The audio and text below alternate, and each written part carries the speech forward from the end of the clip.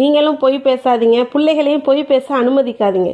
அது சின்ன வயசுலேருந்தே நீங்கள் அப்படி பழக்கிட்டீங்கன்னா யார்கிட்டையும் கண்டிப்பாக பிள்ளைங்க பொய் பேசாது. மெயினாக பெற்ற தாய் தகப்பன்ட்ட பொய் பேசாதுங்க. அந்த பழக்கத்தை முதல் வேலையாக கொண்டு வாங்க.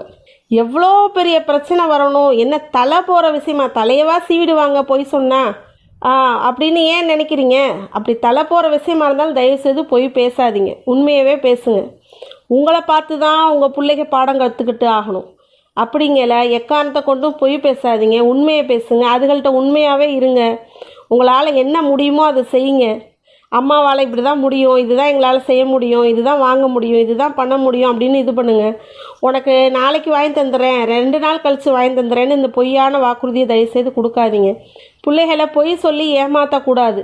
அதே மாதிரி நீங்கள் பொய் சொல்கிறத பார்த்துட்டு உங்கள் பிள்ளைக பொய் சொல்ல பழகிக்கிறோம். உங்களை திருப்பி திருப்பி சொல்கிறேன், நான் இது பண்ணாதீங்க.